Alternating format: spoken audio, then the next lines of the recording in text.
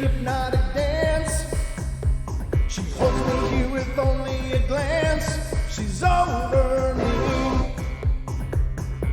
She's over me.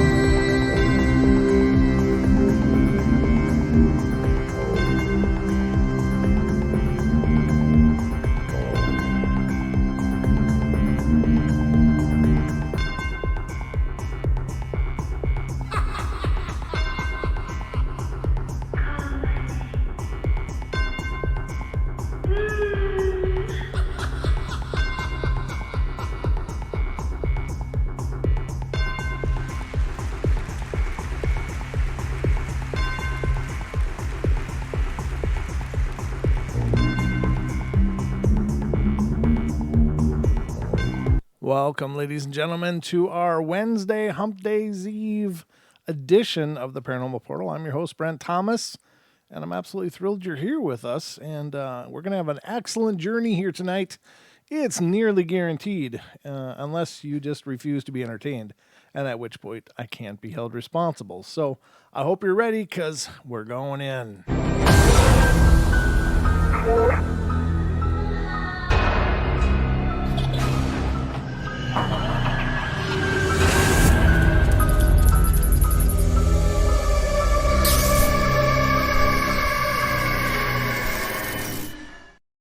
All right, ladies and gentlemen, this is the Paranormal Portal Wednesday edition. I'm your host, Brent Thomas, and as it's Wednesday Hump Days Eve, I'm not alone here.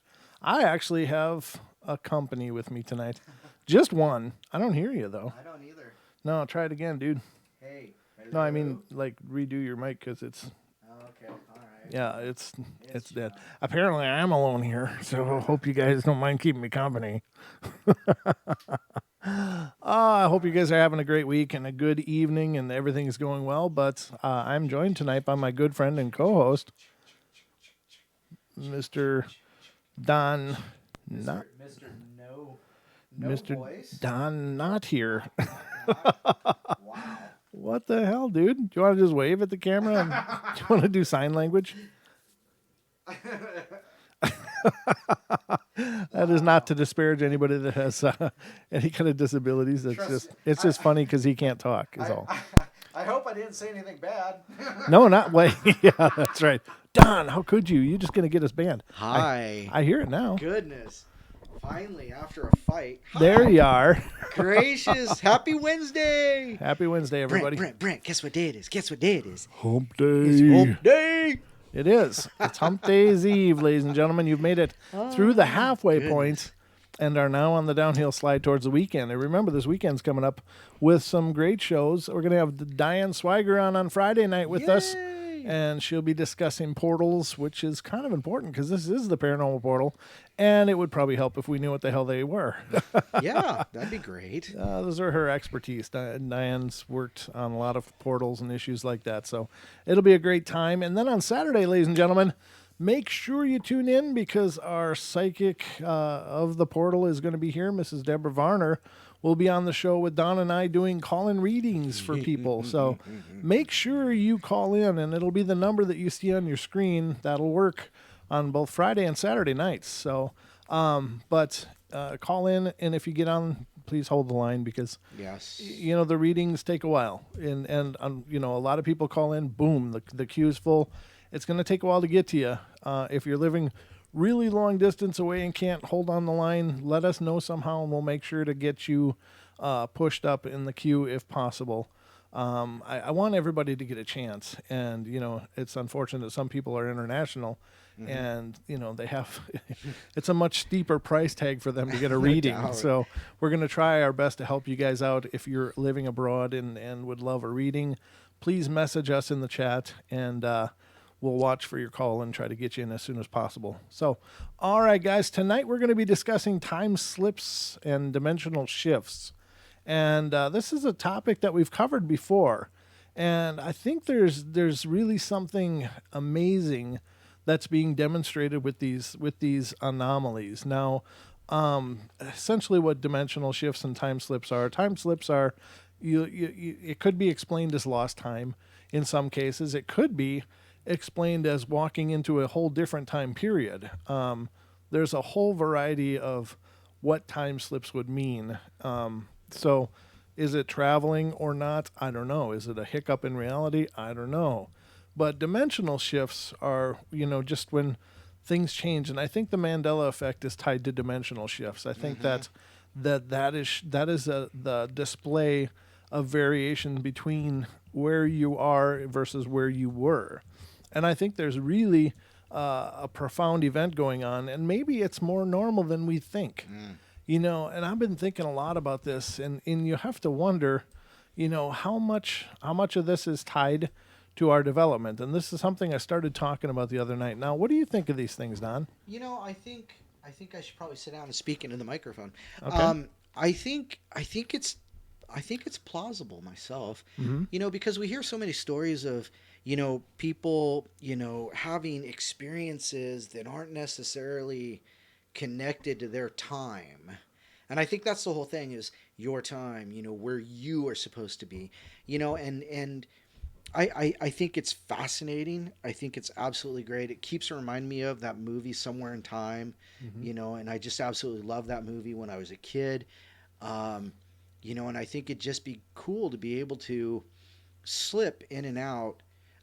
More shift than slip, because I want to remember, I want to be able to remember, this time I walked back into time and was, in London, and, either pre or post Jack the Ripper kind of stuff, Right. And before charnel houses were really Before what? carnal houses. Oh. Anyhow, but Like a red light district kind of thing? No, What? I don't know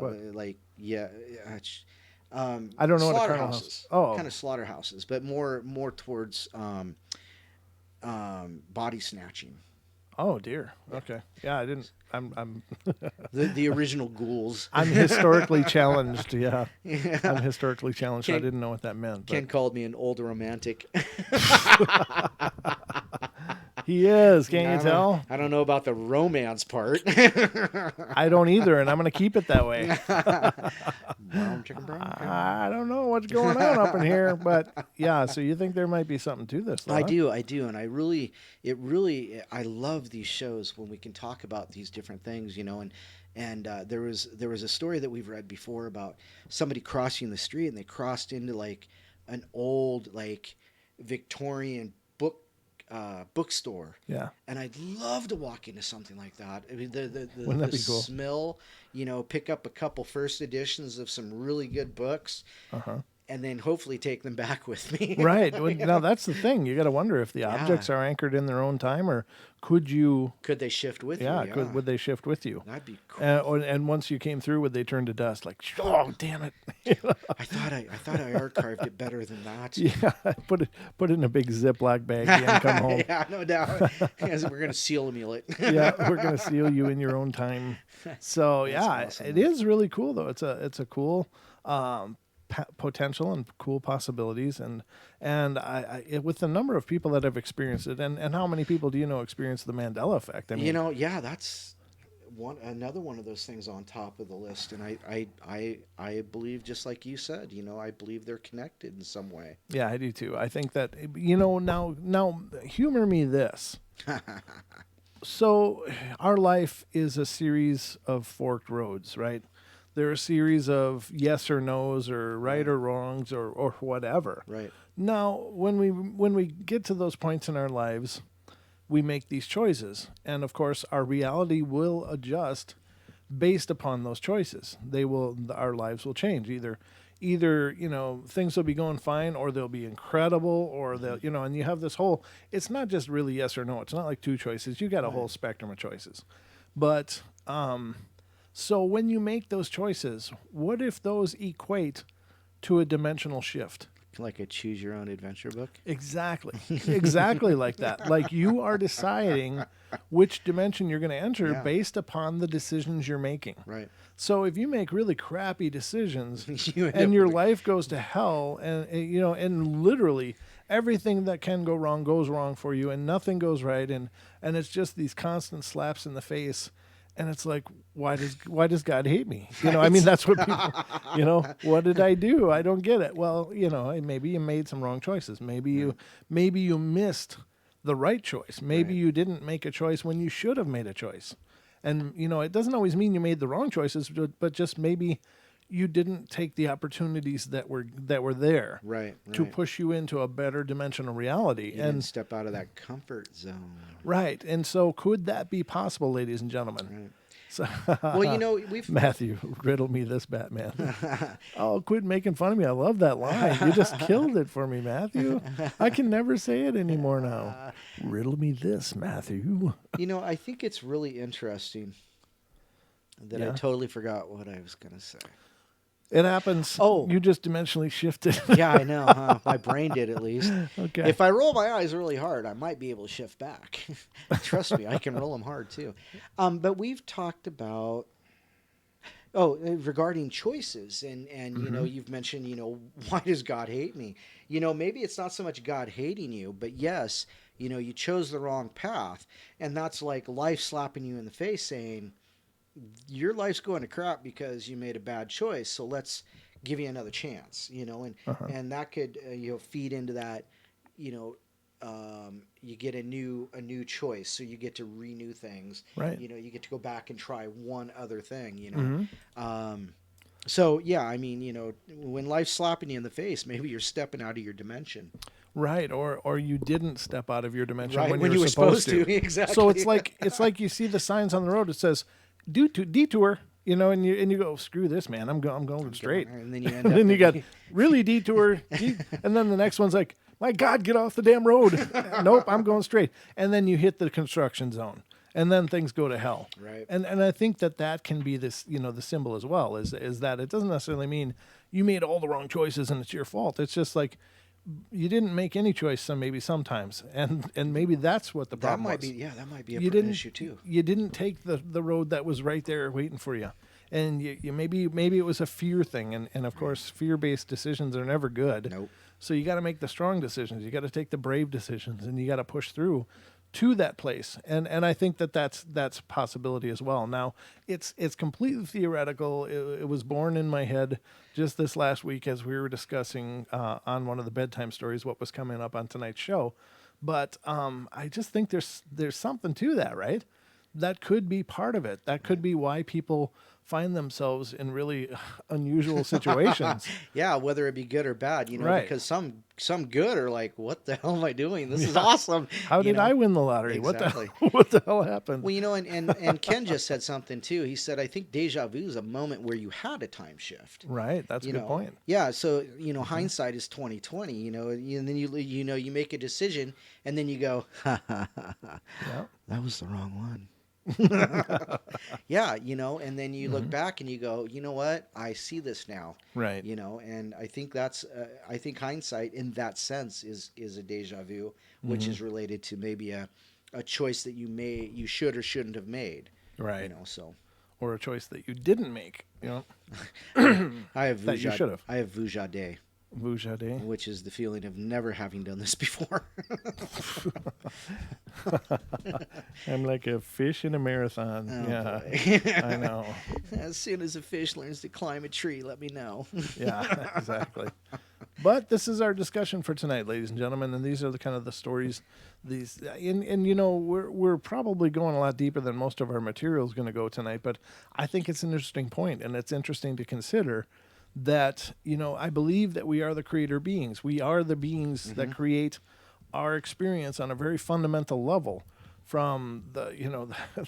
The type of mood you're going to have, and most people would say, well, that's just, you can choose to be in a good mood or you can choose to be in a bad mood. But everybody has those days where everything just goes right. Yep. You know, and of course you're going to be in a good mood. It's like, God, everything's going great, you know. But then we have all had those experiences where nothing goes right. Right. And it's like those are reflection points. Those are reflection points of the everything going right. Hey, you're doing things the right way. You're doing fantastic. Then and this is you creating your perfect experience. And then when things go to hell, it's like, hey, you know, wake up, you know. So and I've always often had this belief that, you know, life will whisper, Uh-huh. and then life will talk, and then life will shout, and then life will scream, and when it screams, it's all gone to hell. Yep. And that's the thing, and we got to learn to listen to the whispers. And once you do, you start to get to those points of serendipity, where everything just flows from one thing into the other, and it's not by divine, bounty. It's by your tuning into your own divinity, is what it is. Sure. It's you empowering yourselves. So I think that we have to address, and right now I think is a really important time for that. This time that we're in is really, really important. We are in the true transition period now, and of course last year was a hell of a journey. But I really think that this year is when the fruits start manifesting. I really do. I see that coming, and I hope that I'm right. So just some preliminary thoughts on this, ladies and gentlemen. But this is what we're going to get into tonight, and I hope you are enjoying the possibilities. That's all I can say. Buckled up and in your seat. Please strap in and keep your hands inside of the cart as we roll through the portal. The time slip portal. Yeah, well, yeah. Naysay's in the chat singing doing the time warp. The Oh dear Rocky God! Mountain. Yeah, stop it, Naysay. I didn't. Yeah, I've never seen that movie Really? ever. You're no. lucky. Yeah, well, I mean, it's kind of a cult classic. And, Yeah, you and would think so. no, is it terrible? Yeah, I thought it was terrible. Damn it, Janet. Okay. Yeah, but I'm from Seattle, so we saw it way too many times. Oh, I'm sure. Yeah, that would do it to anybody. Midnight every Saturday night. Oh dear God. People in there throwing toilet paper and bread and let's toast. And they yeah, throw I've a heard piece that of people bread. like to bring Yeah. stuff along and lob it and stuff. Yeah, I've heard about that. Craziness. So let's read some of these glitchy things. So I'm trying to get to where does it start? Okay, this one's coming out of Brazil. Oh. Have you ever experienced a glitch in the Matrix? I did, and it makes me wonder if we live in a simulation. Yesterday I was going to throw away an empty can of Coke in the trash, and then I just went to the kitchen to grab something, and then I came back. The same can was all full again. It was very shocking, and I still can't find an explanation for it. Now, that's a perfect example that a lot of these things that seem really mundane, that is incredibly profound. Even though it's like, well, is my Coke empty or full? It's like a Schrodinger cat of Coca-Cola. It is both empty and full. No, but which reminds me. Sorry, excuse me. He needs a drink. The nectar of the gods. But no, I mean it's a profound event. Something happened that shifted the reality that person was in. What else was going on at that moment? So see, these stories are all going to focus on the symptom. They're going to focus on a physical symptom. But what I'm most curious about was what was going on transitionally for that person at that moment, because I firmly believe he created that experience.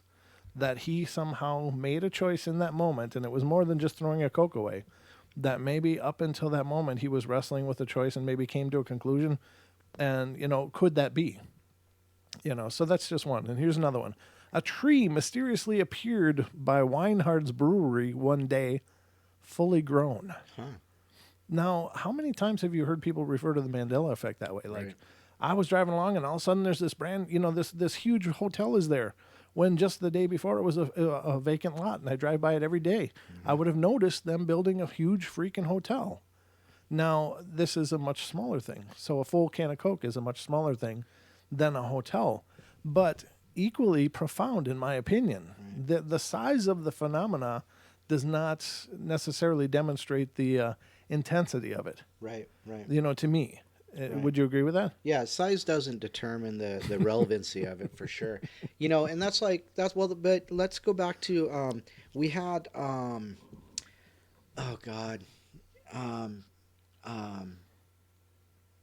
Brooks Agnew.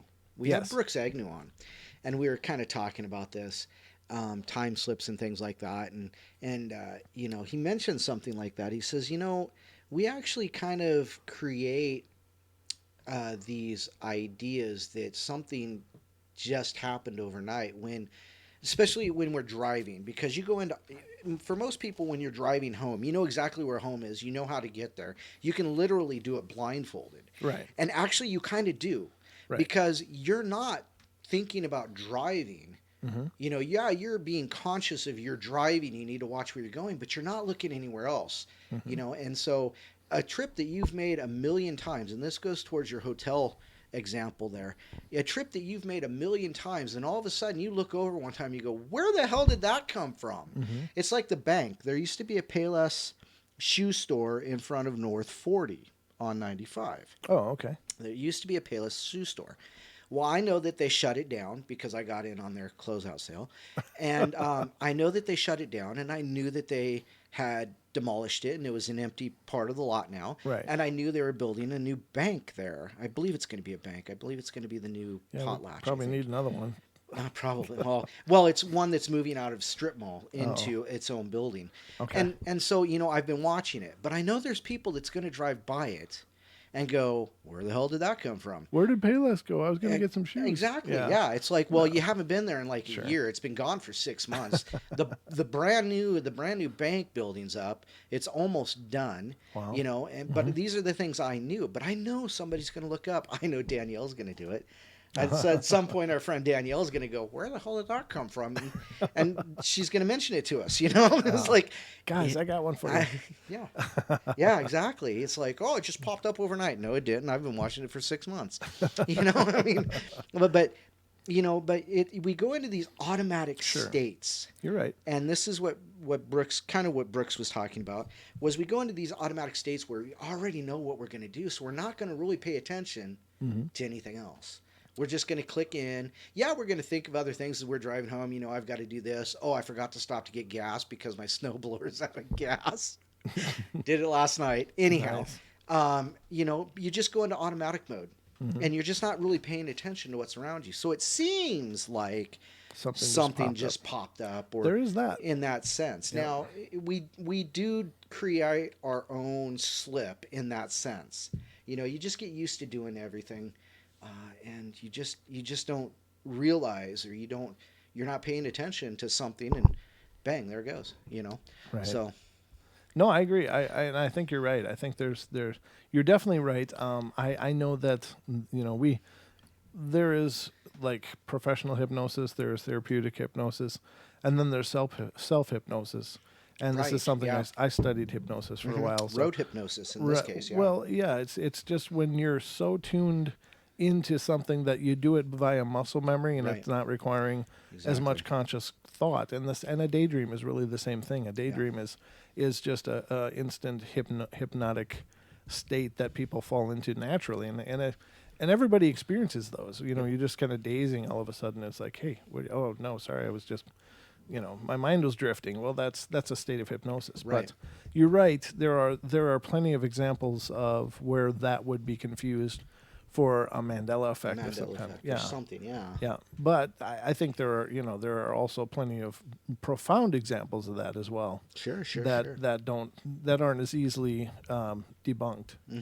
But very cool. So let's see what the next one is. It says, I lost a cigarette. I had just lit it, and I was making a gesture with my arms, really wildly, I guess, and I watched my smoke fly across the kitchen and fall in front of the fridge. It rolled right under the middle.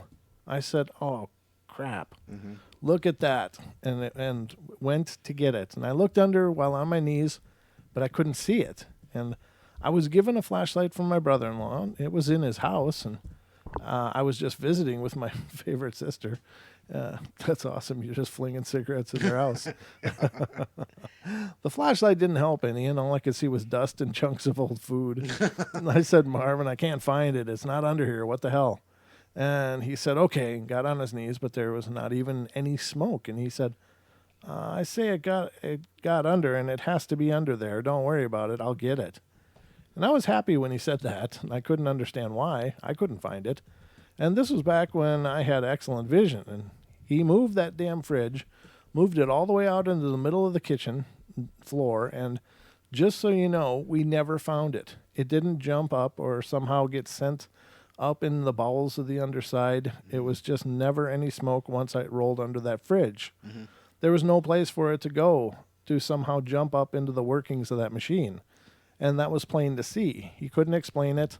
And all I could do was apologize and ruminate over and over it often throughout the years that it was nowhere that it could have hidden. No cracks in the floor, no pieces of metal for it to hide behind or under, just nothing. Anyway, I'm so happy I wasn't the one there that day. I had witnesses. I wasn't the only one. I had witnesses. And that way I don't break down and think that something's wrong with me. So I think there was some kind of black hole, maybe a tiny one. Yeah, that's a different one. Yeah, and that's one of those things, we've all had that happen. It's like you drop a penny and it's just right there, so you ignore it. And then you turn around and go pick it up and the darn thing's gone. Yeah. And you haven't moved. There's nobody been around you. Yeah. And you just look down and go, huh, where'd it It's go? gone. And that's one of those things too, where, possibly, something shifted and it snatched it, or it could be a deport. Yeah, it could be. It could I'm be a taking deport your for sure. change. I need it. Yeah, I need that penny. I'm shaving up. I'm gonna go get me some Jack in the Box tacos. Yeah, exactly. Are you hungry? Is that what's going on? I love Jack in the Box tacos. They're so bad for you. Okay. All right. So yeah, I mean that's an interesting one and very different. I don't know if I would call that a dimensional shift or a time slip, but it's unusual. But maybe you should have stopped and picked that penny up right then. Maybe. And by procrastinating Oh. that was maybe the shift. You're right. So another one, several weeks ago, the wife and I are driving around Saturday afternoon on our way to Home Depot, and in front of us in the right lane is a Jeep Wrangler just rolling down the street. And all of a sudden, the entire front end starts to wobble like it's made out of rubber. I've visually never seen anything like it. Quite literally, it looked as if the suspension, tie rods, A-arms were instantly turned into rubber parts. No more than a second or two later, all of his components attached to the front axle were normal. And as this was taking place, the Jeep remained in perfect course, and the driver never flinched for a second. I own 2 different CJs and 1 Wrangler, and I can tell you what we saw wasn't shifting on the fly from second-wheel or two-wheel drive to four-wheel drive. Thing is, my wife will describe the very same thing. She saw it as well as I did and has no explanation as to what took place. One of the most bizarre things I've ever witnessed. Now that is cool, and maybe they were seeing some sort of flux in effect. Something was shifting. That is bizarre. What do you think of that one, Don? Car turns to rubber. Well, was it their car, or No, was it the car they saw driving down the road? They saw it. It was right next to them. What kind of drugs are you on? I don't know. I don't know what they're using, but apparently they're pretty good ones. But you really got to think of that though. I mean, because even weather creates odd phenomena. Mirages, mirages. But things like that. That could. That's a stretch, though. Well, heat waves can make things wavy. Right. If you're 5 miles away, you're looking up a desert road. Not really, because you can stand in your. As an example, in your oven. Or something. Stand at your sink. Okay. And because my sink sits right against an outside window. Mm-hmm. And so, if it's just kind of the right, temperature, then I'll see heat waves coming off it, and I'll and sure. It's just as an example. Sure, I understand that, and I understand the critical thinking involved there, but I it's not that I'm disagreeing with you. It's just that I'm trying to relate that to how could a person confuse heat waves with an entire front end of a Jeep turning to jelly, and just, everything just wobbling and wobbling. But the Jeep itself never had any effect on it. It didn't wobble around. It's just that front end just kind of turned liquid or something for a second. It's just very strange. Cern was at it again. Yeah, it could be a Cern after effect. That's true. That's true. Okay, so the next one's coming out of Germany, and it says, my glitch is really weird. Once I went to the bathroom to take a pee, I guess. That's not quite what they say, but that's what I'm going to say. And when I sat, so it's a sit-down deal. It's a sit-down deal. I hope this is a lady. So when I sat, I saw a lot of things that looked like empty medicine blue capsules in my underpants. I don't know. I can't imagine where those things came from. I can. She cracked them open and took them dry. Don't get caught with these. She's speedballing them. She's speedballing. Says, I didn't sit anywhere strange that day and I would never put med capsules in my underwear. Earlier, when I peed, everything was normal and there wasn't anything in there. What the hell? So I can't imagine where this stuff came from. Yes, that's what everyone says. You just went dead. Yeah. I just took them off, and I don't have any explanation for it, though I am not kidding you. This story is very odd, but I'm being serious. I think I had a stupid glitch in the Matrix. So it's empty med caps. It's like, She doesn't remember taking her medicine that morning. Yeah. I wonder why. or any morning, apparently. Where did those go? Even Gentry said this is a weird story. It's, I can't even. There's so many places I could go with this. If this wasn't a family show, ladies and gentlemen, oh my God, We need to do a Portal After Dark or Yeah, something. we should do an adult portal because you have to understand how much I bite my tongue every episode. There's so many things I want to say. I'm just like, oh God, there's so much low hanging fruit that I have to pass. That's all I'm gonna say. That's the best fruit. Oh my God. Oh, so good gosh. anyway, empty pill capsules, blue ones, In her underwear. in her underwear. Carl Bid said, good acid trip. I know, that's so strange. It's like, what the hell could be the symbolism in that? She was blue pilled. Yeah, exactly. It's a pill, not a She was trying to get back. She's eating blue pills like Pez.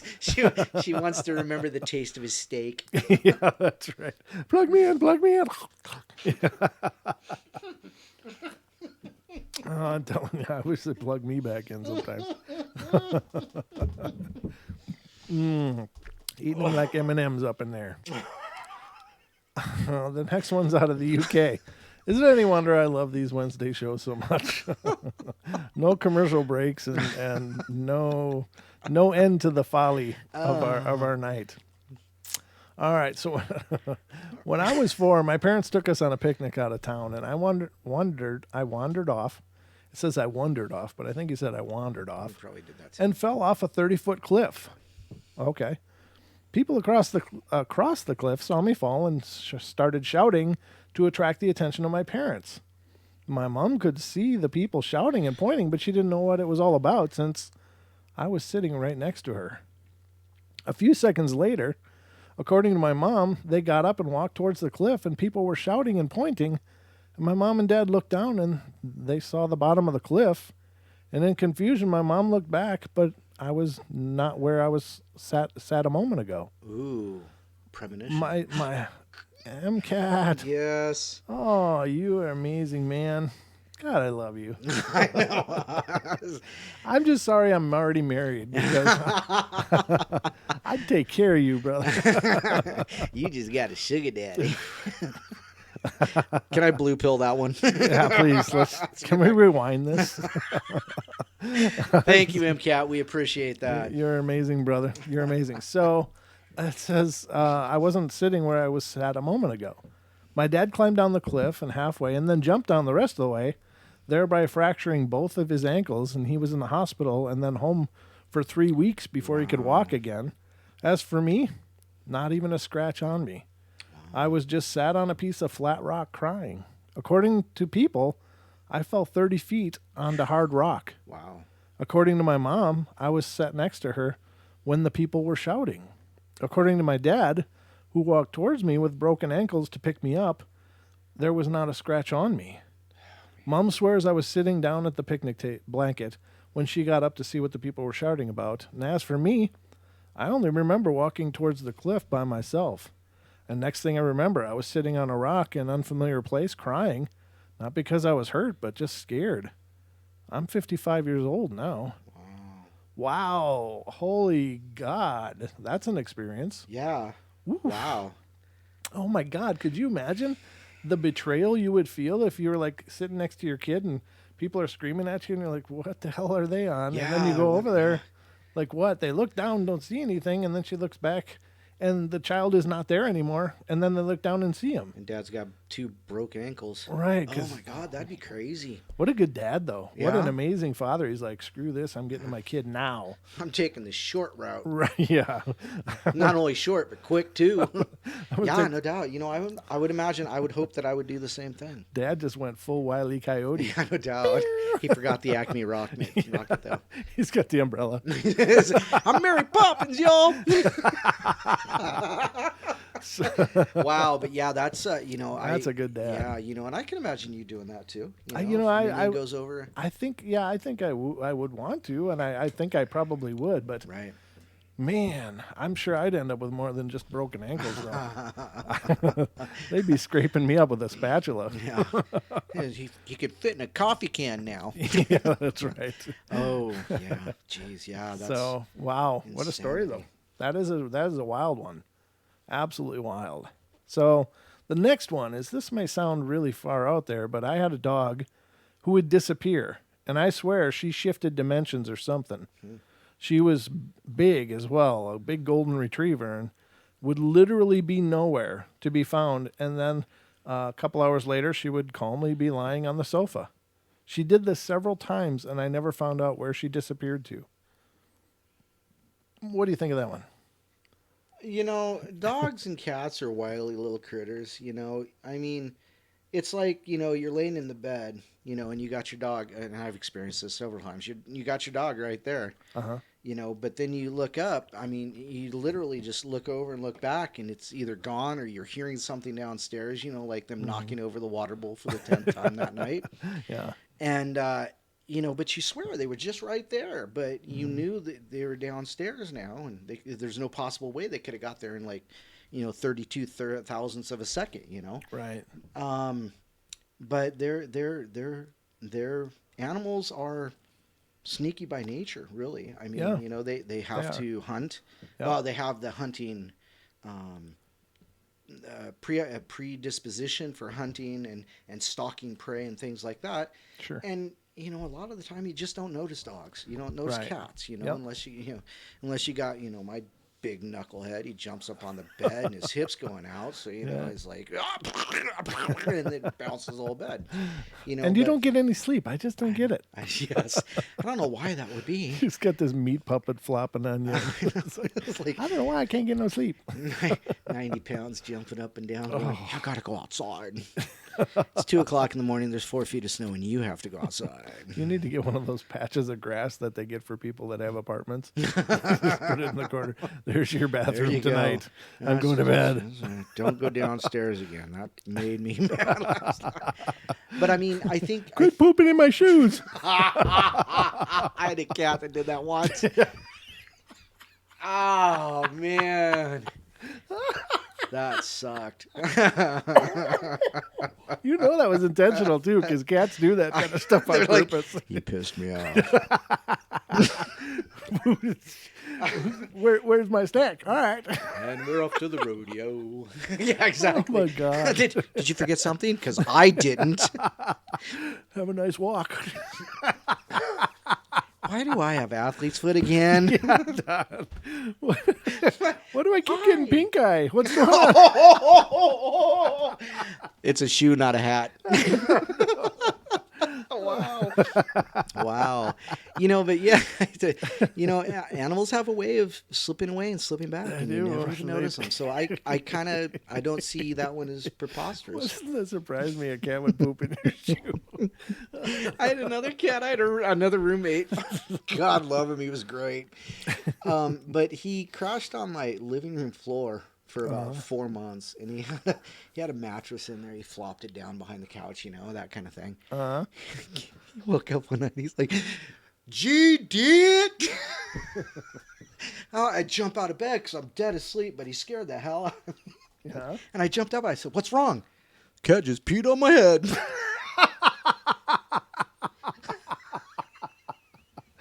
Would you like a time slip to go back and try again?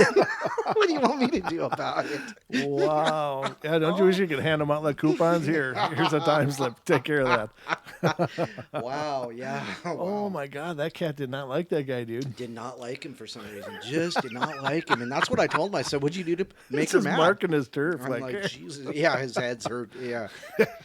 And it was a girl cat, too. So she actually had to squat on his oh my God. Well, all cats squat for the record. Well, but it's I not got like a boy cat. tomcat. It's not like a tomcat spraying. They just turn around and spray you like a skunk, you know? I was like, that's the same thing. Oh my God. Ugh. God. Hey, Harmony, how you doing? Good to see you. He was a good kid, though. He was all right.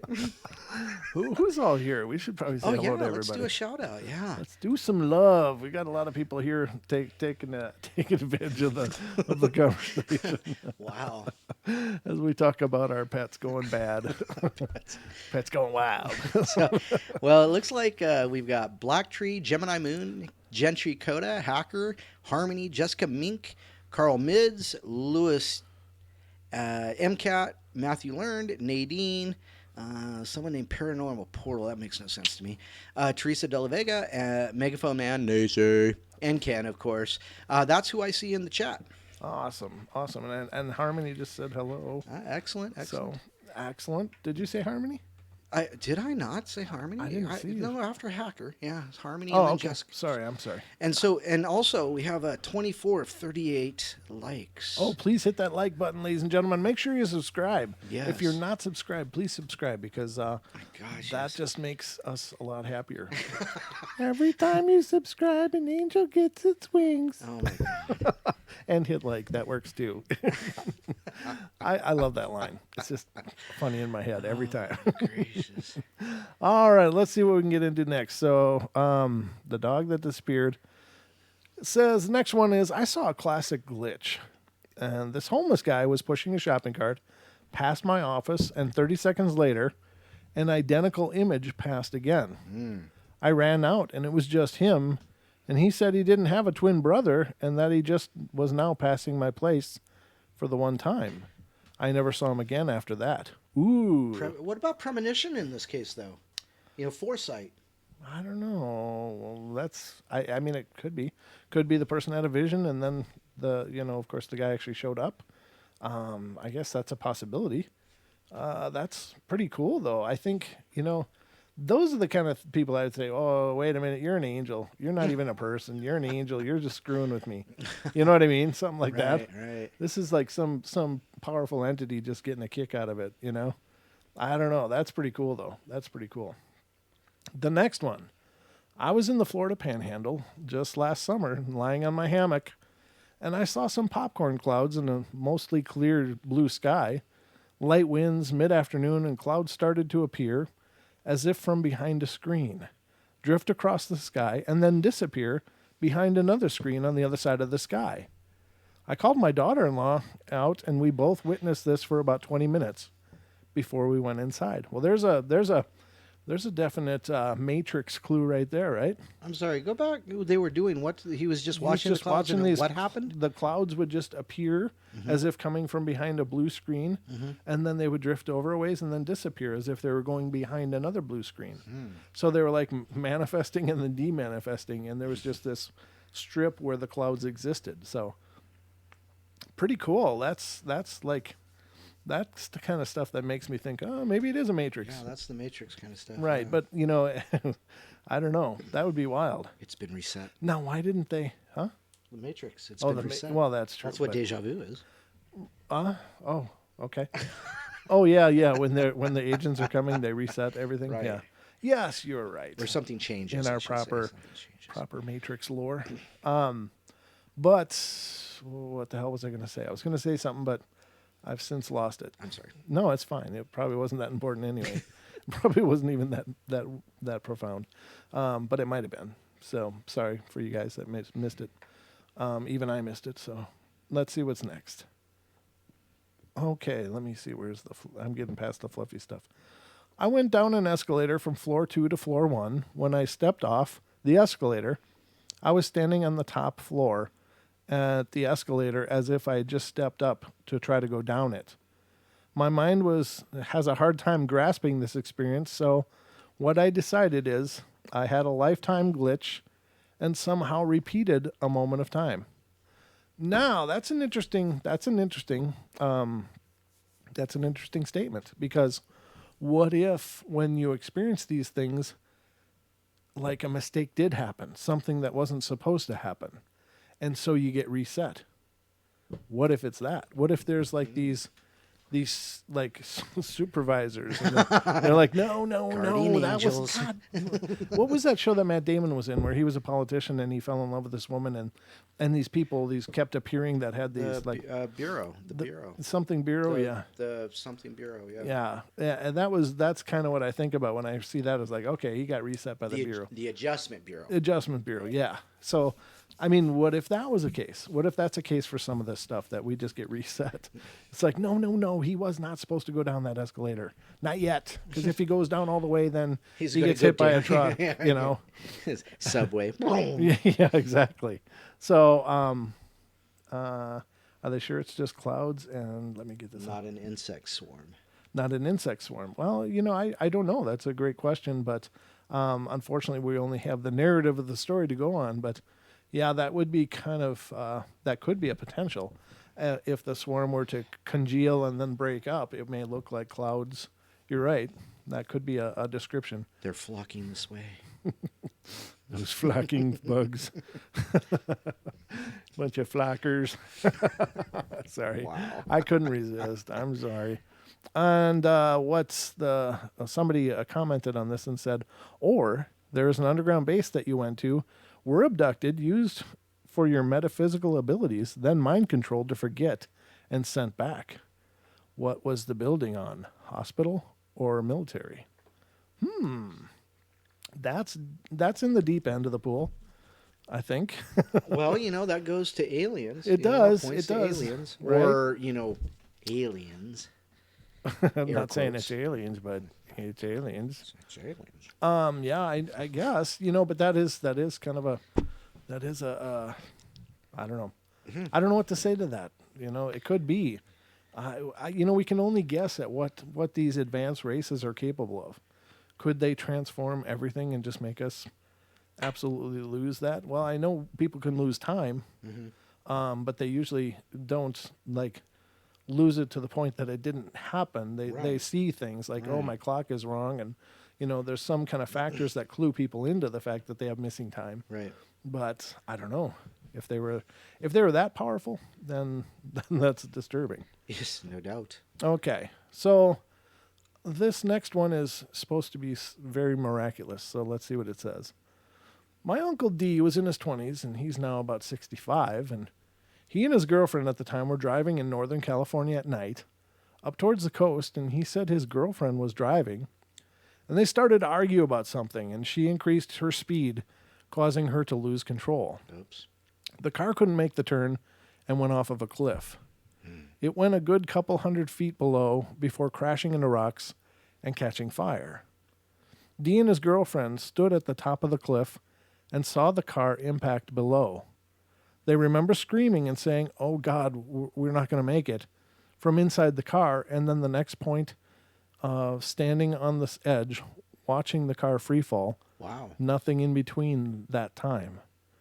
The rescue unit arrived pretty quickly, thinking there had to have been people still in the car, because the resident that called it in said they heard the tires screeching from braking as it drifted off the cliff. Long story short, they couldn't believe my uncle's story either, but they were unable to explain it. How could it have happened otherwise? And also found them both to be completely sober. She was ticketed for something minor, and my grandpa paid to have the totaled car removed. It's not his only experience, but still one of my favorites, and he's always said he's in touch with the spirit world and has surrounded himself with people of similar experience with out-of-world journeys or visits to different timelines. He would meditate in the redwoods of California and say he would have out-of-body experiences with his spirit going back in time to visit the Native Americans walking around the woods as real as day. And this is pretty eccentric. But he told me about the Matrix and reptilians and the truth about our government, when I was just a kid in the early 80s. My dad always dismissed him, just being born with a slightly different mindset than the rest, but I was always fascinated. And it wasn't until back in my early 20s did I realize that I, too, have some sort of intuition and ability similar to my uncle's. Wow. Thus, I began nurturing them. Well, that's cool. So they're careening on this argument. She hits the accelerator, and then they come to the turn. The tires screech. She can't make the turn. They're screaming, "We're going to die. We can't make it." And the next thing they know, they're standing there watching the car careening down the cliff. Wow. That kind of goes back to the escalator story of, It does. reset. Yep. However, this is being removed totally from Right. the physical aspect of the car. Right. That's fairly, wow. That's a good point, though. I mean, it really isn't very different phenomenon at all. Right. The car versus the escalator, both were transported from one place instantly to a different place Right. and have no recollection of being moved. So How'd they get out of the car? I know something stopped time. Jesus, take the wheel. Jesus couldn't make that turn either, apparently, but at least he got everybody out. he was able to save the day. Yeah, at least he got everybody out, so that's cool. Now you can walk. All right, so another one. Or is that karma? What? Karma, instant karma. They were arguing, and she stepped on the brake, or the gas. I don't know. I don't think that would necessarily qualify as karma because they were going to die. Maybe she was the one that started the argument. Maybe. Jumped on the gas. Boom. Well, whatever happened. Wow, what a cool story. So very cool. Back in high school, I'd gotten off the school bus and I was walking up the driveway and suddenly tripped over a large and heavy object, and I heard rustling of a thick chain. And I turned to see what had just tripped over to find the driveway was empty of anything. A neighbor of mine shared an interesting story too. He was once a funeral driver, and he made sure the path was clear, for the hearse and the rest of the drivers. And he came to an intersection and stopped in the middle, and out of nowhere, a woman T-boned him. After a moment, he got out of his car and ran over to her, and she was bleeding, and her head was against the window. After his anger subsided, he decided he needed to get her out of the car, and just before he started, he was stopped by what he described as a large, 7-foot-tall black man in a suit, and the man told him not to touch her. The man moved his hand over the car and said, "Help is already on the way."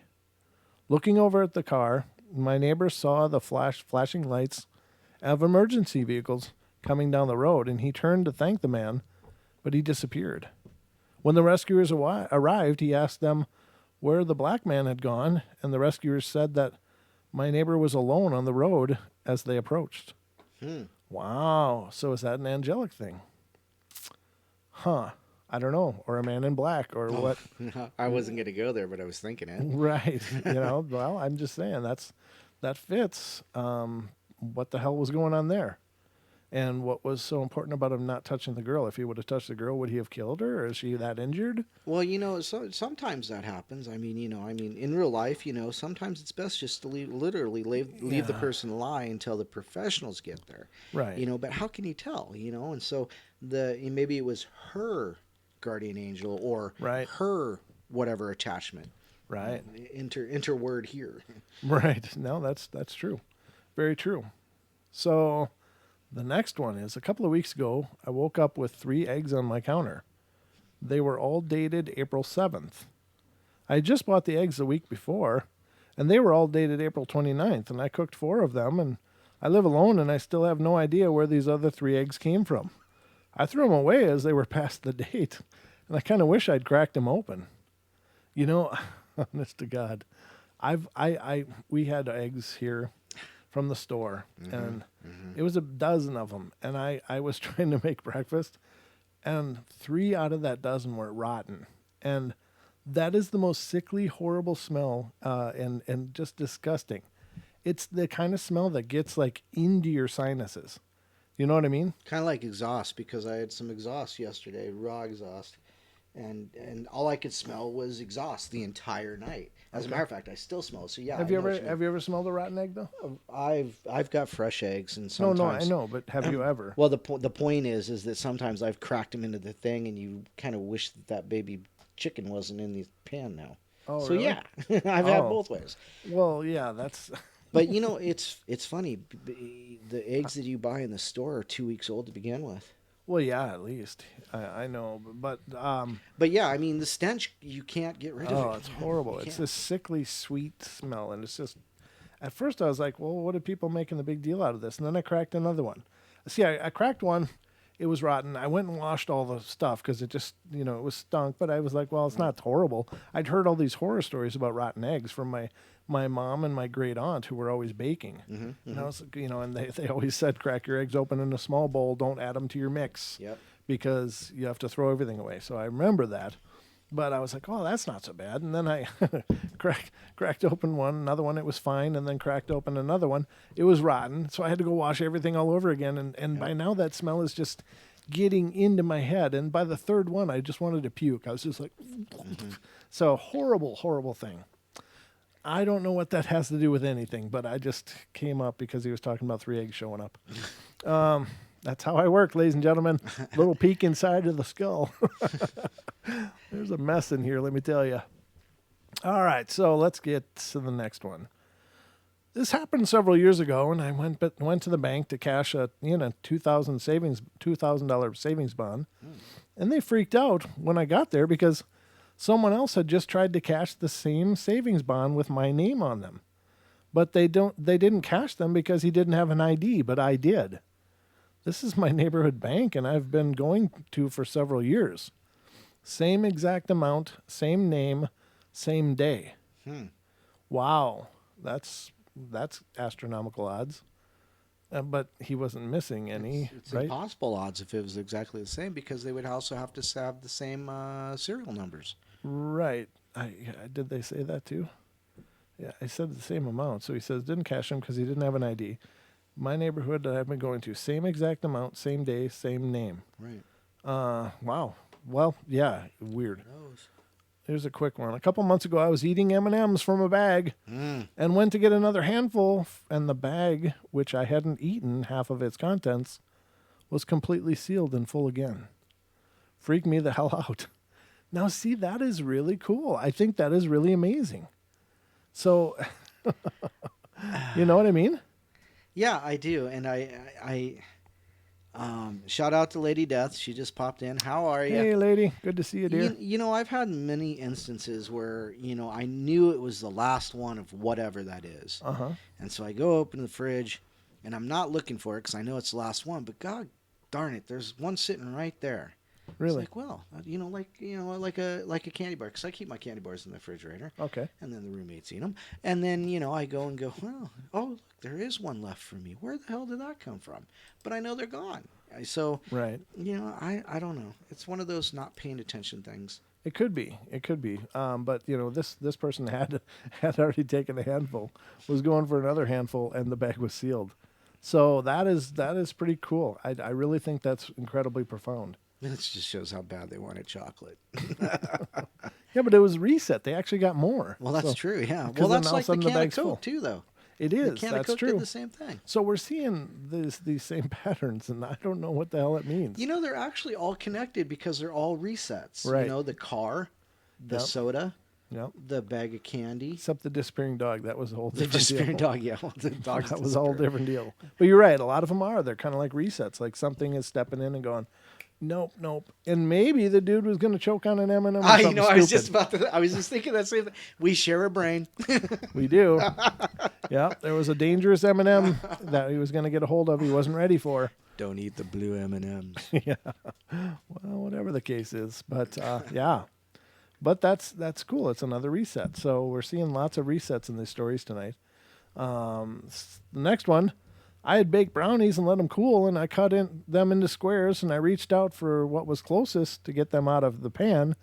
It was a large spatula, and I started to try and get one out, but realized I would just mush them all if I used the spatula. And I thought to myself, I could get these brownies out with this if one brownie was already out. And I set it down and opened the drawer to get a fork to get one brownie out first.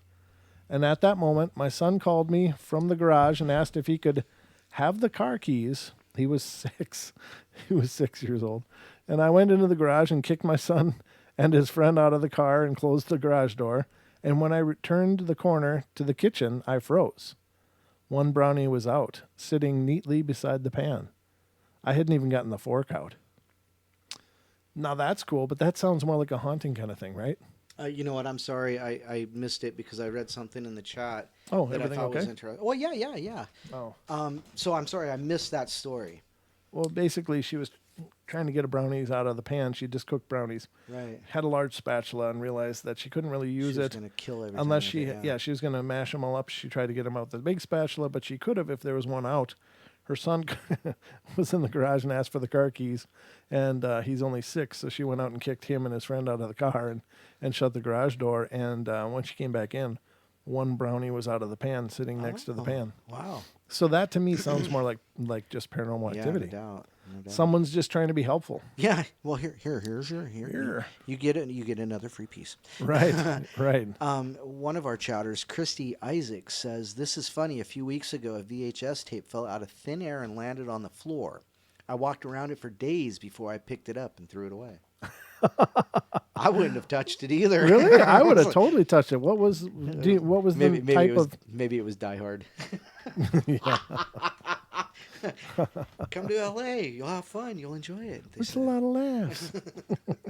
So, what movie was it, though? I want to know. They didn't say. Maybe she'll tell us. Yeah. Oh, and Gemini asked, "What was on the VHS?" So let's Yeah, find out. exactly. I don't even want to say. Again, I have to censor my thoughts here. Night, Nadine. Night, Brent. Night, all. Good night, Nadine. You going to bed? Getting hungry for brownies now. Me too, as it were. But I'm on a diet, so I can have none. Oh, that's an interesting idea about the dog, about being narcoleptic. It's possible. I mean, because narcolepsy, when you have a narcoleptic, this is referring to the dog that disappeared. When you have a narcoleptic seizure, you fall asleep, and it gets worse. You can also have cataplexy as well, and that means you lose all structural muscle control. So you just fall like a marionette with the cat. But anyhow, so if somebody had basically a narcoleptic seizure, fell asleep, woke up just half a minute later, not realizing that time had gone away, and the dog was gone. So that's an interesting idea. It's definitely a medical explanation. I know people with narcolepsy, so I know it's possible. Sure. I suppose that could be possible. Sorry, squishing those brownies for you. Yeah. Stop squishing my brownies. So let's see what's next here. All right. Okay. Where was I? Okay. Froze one brownie was out. Okay, here we are.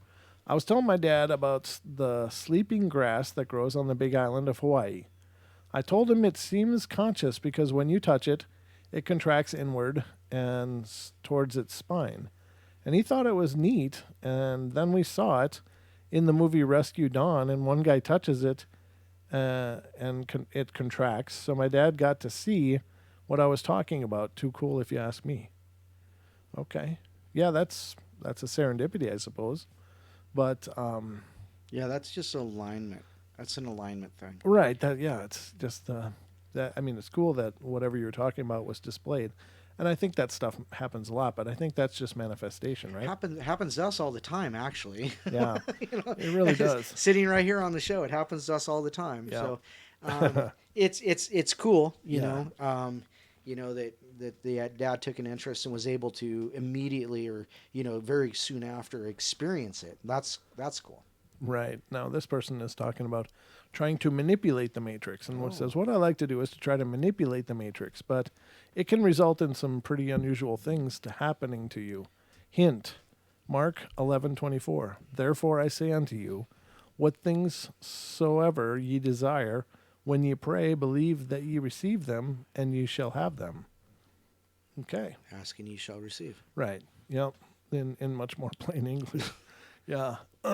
So the next one is I walked out of my parents' house with my wife, and I saw a man standing in the driveway that looked like he was dressed in 1800s clothing, and then he disappeared. It happened so fast that I would have thought, I just imagined it, except that my wife saw the same thing. Wow.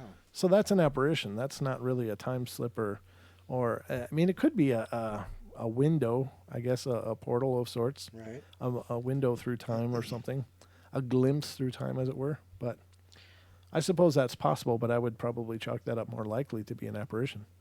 I used to walk my dogs to the same park every afternoon, and one day I get to the park and there's a large tree in an odd spot.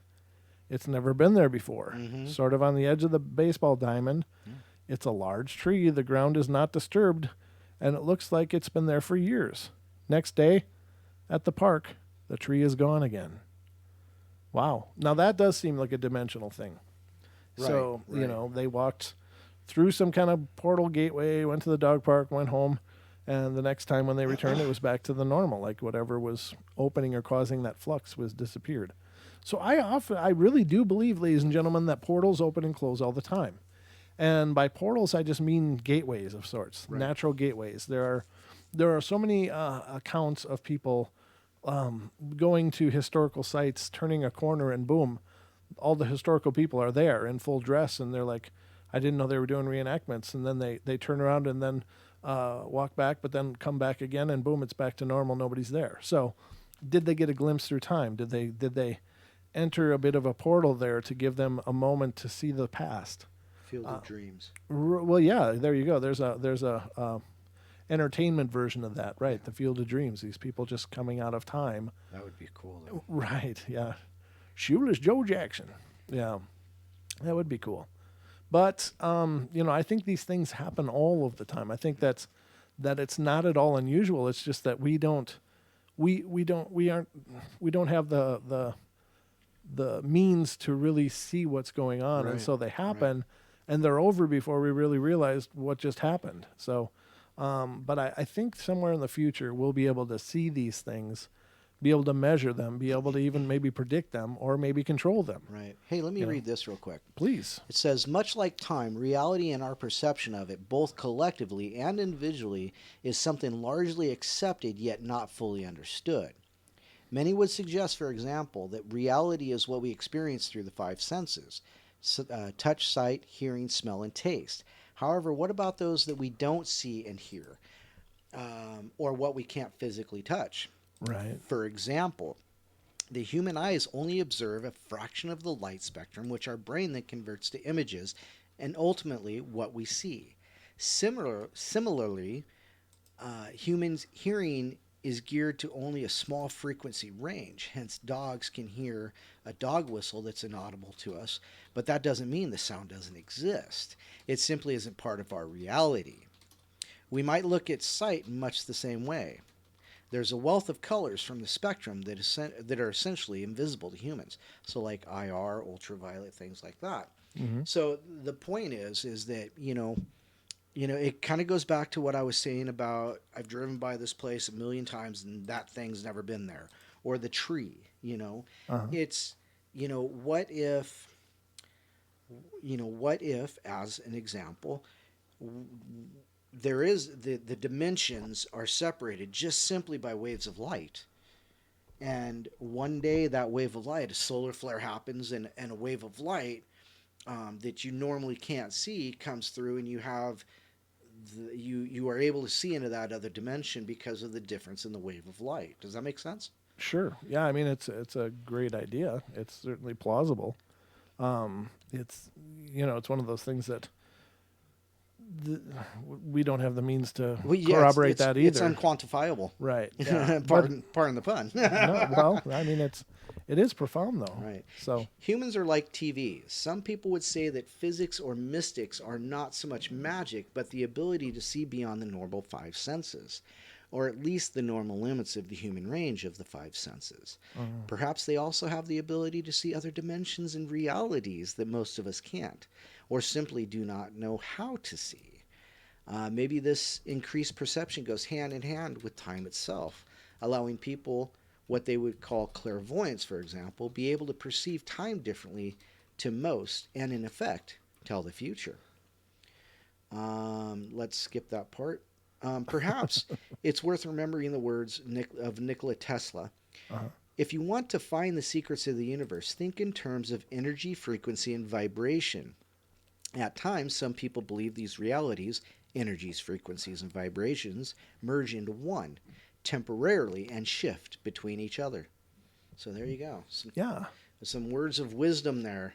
There is some wisdom in there for sure. Nikola Tesla knew a lot. Yeah. I sure wish, I did those question and answer things on Yeah, Facebook, and I'm yeah. like, who would you bring back? And I was like, it's a huge list, but one of the people I'd really like to talk to is Nikola Tesla. I want to know, what did he know? What did he have sorted out? And what has been hidden that he meant for the world to have? Yeah, no doubt. I would just love to have that opportunity, but, unfortunately, I don't know how to channel him, and I don't see myself traveling through time anytime soon. Maybe someday, but not yet. But anyway, yeah. Yeah, interesting. What a brilliant man. I'm going to skip that. Oh, are you going to read some more? Well, sure, yeah. Yeah. Okay. Songs, cartoons, children's books, and non-existent film lines. Oh, we know where this is going. Along with the swarms of people who remembered Nelson Mandela dying in South African prison cell in the 1980s, many other loose groupings began to form, and apparent glitches noticed. For example, the Queen song, We Are the Champions, ends with the line, We are the champions of the world. Right? Yeah. Right? Yeah. However, in reality, champions is the last word. Yeah, I've heard that one. That really pisses me off because I remember hearing Freddie droning on with that note forever. He was holding it. One of the things one of those stupid questions you answered was, oh, God dang it. Okay. I might remember it. What is interesting, since the song was written in the late 70s, it's been pumped out of stadiums and arena PA systems countless times as a soundtrack to the end of umpteen sporting events. While many swear otherwise, perhaps the perception of the song ends is more in the line of a mixing of it for such events sticking in many people's minds, and perhaps not. So what they're saying is, for the purposes of the event, they edited it so it would sound, so it would carry on. Yeah, no. I heard it on the radio. Carry on, carry on. I was a kid, and when that song came out, and I remember every time it came on, and I would just blast I had this little dinky boombox. It was one of the age when people had these freaking suitcases with speakers on them. The boombox. Yeah, those were awesome. And I had this little sad one, and but it's still I would crank the hell out of that thing to get that song, and when it would play, I would just jam it and just I was singing along with Freddie and hit the world, hit that world on the end and just rolled it out. Yeah. Yeah, definitely, definitely. My brother. And he held that note for a long time. Forever. My brother had one of those, an Emerson boombox. Yeah, I had a Fisher at one time. Crazy. I'd rather have I saved up for a Fisher. Yeah, no doubt. But my first one was like this little Sanyo or something. It had one speaker, a tuner, and a cassette deck. Right. Well, at least you had a tuner. No, my brother got the cassette deck. I didn't get a cassette. I just got a radio with one speaker. My middle brother got the one speaker with the tuner and the cassette deck. And my oldest brother got the two speakers on each side with the tuner and cassette deck. And yeah. There are several other weird examples. Where Are you ignoring my old story? Well, no, I'm just going on with the next. I'm sorry that you got robbed. Thank you. That's where I was needing some validation there. My apologies. And let me go with this story. When I was young, we were going through rough times. And so I got one Christmas present one year, and it was a Seattle Seahawks vest. Remember the old puffy ones? Oh yeah, look like life preservers. Yeah, exactly. It was one of those, and it was the only thing I got that year. And I was like, well, okay. And then, like, not even 3 days later, I left it at the playground, and I went home. I came back, and something got to it and tore it to pieces. There was fluff everywhere. And it was so sad. Man. But, I understand getting lame presents. Yeah. I do. Yeah. I feel for you. For what it's worth, I feel for you. Kindred spirits. Go ahead. I didn't mean to. There are several other weird examples where huge groups of people find agreement of alternative memories. For example, is it the Flintstones, or should it be the Flintstones? I don't see the difference there. Oh, Flint. Is it the Flintstones or the Flintstones? Flint. Yes, Flint, because it's a rock. A flint is Right. not a rock. Yep. Or is Flint, it? rubble. Yeah, exactly. Yep. How about Looney Tunes, or should it really be Looney Tunes? So the spelling here is the difference. Tunes or Toone? Well, yeah, exactly. And Looney as well. It's Looney or Loony. So both ways. I don't know. I remember watching those things, but I didn't pay attention to the spelling. Mm-hmm. As so many people remember. What about shows such as Sex and the City? Yeah. Or is it Sex and the City? So lots of, and then of course it goes into the Bernstein Bears, Yeah. So, lots of correlations and Well, see, and a lot of people like to dismiss that as if it's just some memory error. But when huge groups are remembering again, it, that's what I've said on other episodes. It's like if one person has it, then it's a memory glitch. But if whole populations are having it, or whole segments of populations are having it, that's no longer just a psychological oddity. That's a phenomena. That's a mass Right.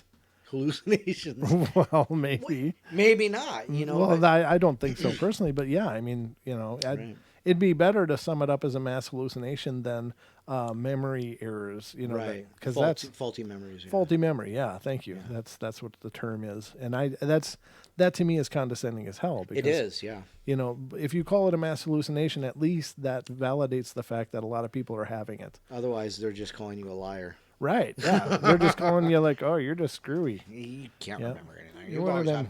You've always had a bad memory. You're one of them goofies. So is Goofy the Disney character? Is Goofy a dog? Yeah. Goofy's a cow. No, he's not a cow. Yes, he is. He's not a cow. Who's his girlfriend? A cow. Yeah, well, it doesn't make him a cow. He's Goofy's just a cow. He's just an Pluto's open-minded the dog. dog. I know Pluto- Pluto's a dog. he's a very accepting, tolerant dog. Uncle Goofy has Max. He's- He's got the son Max. He's a cow. Yep. Yeah. Goofy's a cow. He's not a cow. Goofy's a cow. Look it How up. many cows do you see that have floppy ears? Exactly. Thank you. There are none.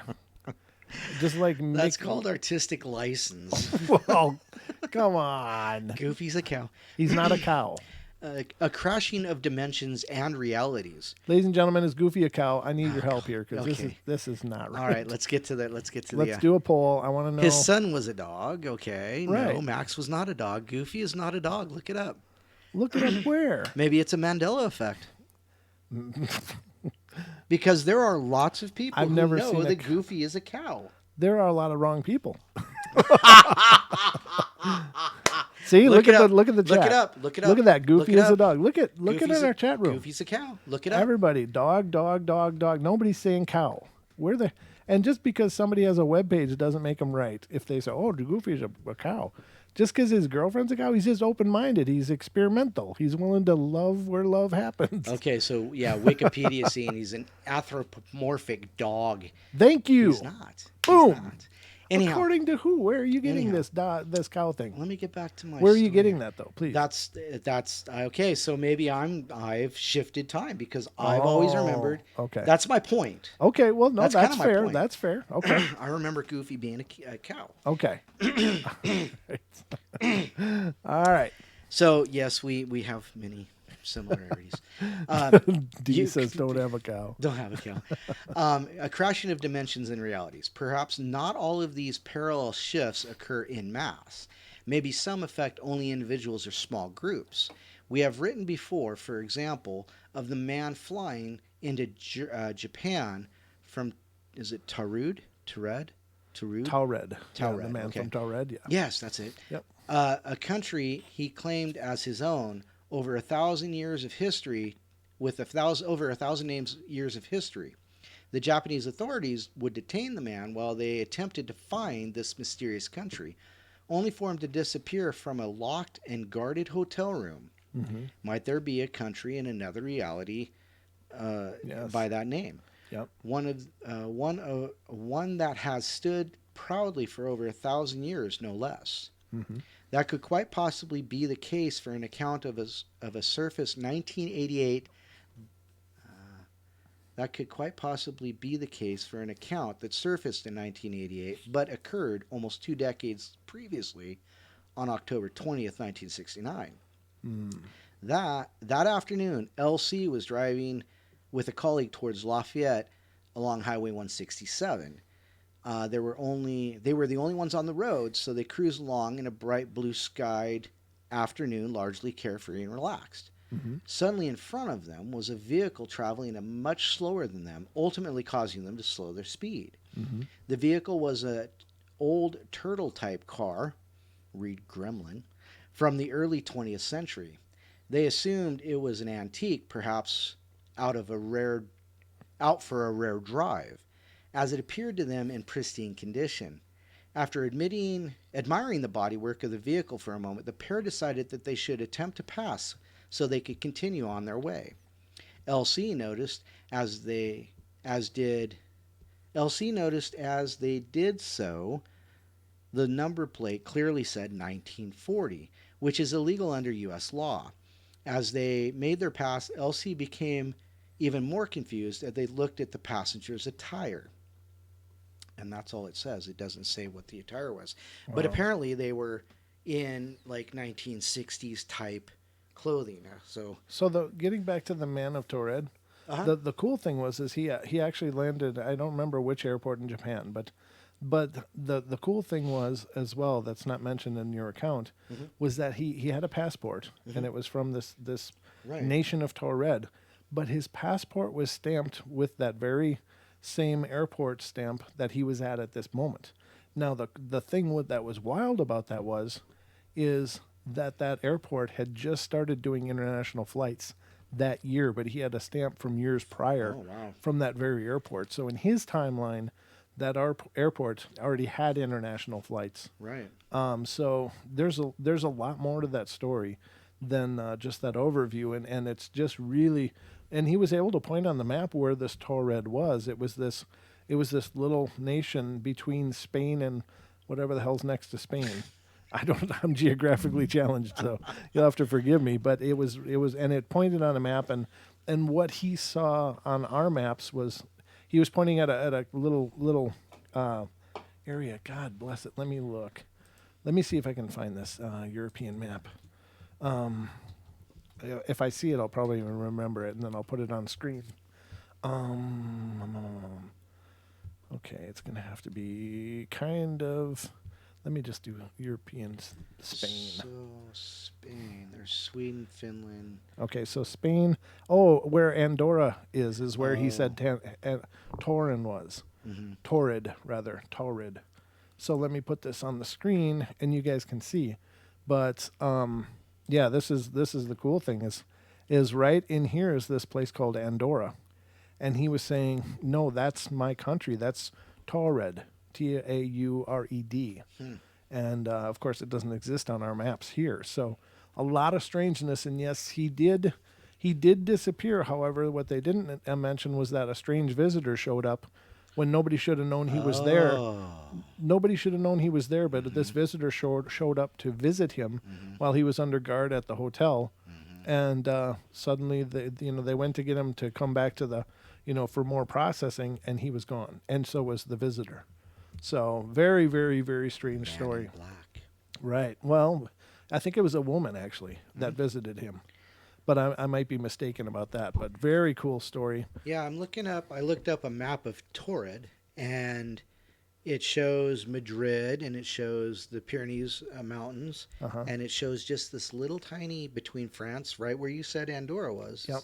It's circled right there. That's where he said he was from. Yeah, exactly. Yeah, I did research that story for a while because it's mind-boggling. It's interesting. Yeah, Yeah, it's just a absolutely. really cool account. But I mean, the passport that nobody had ever recognized, the stamps that were official, that was the same stamp they were using, but it was dated prior. A year prior. Yeah, Or that was a year or more. Prior. right. Yeah, so very very cool story, very neat chain of events.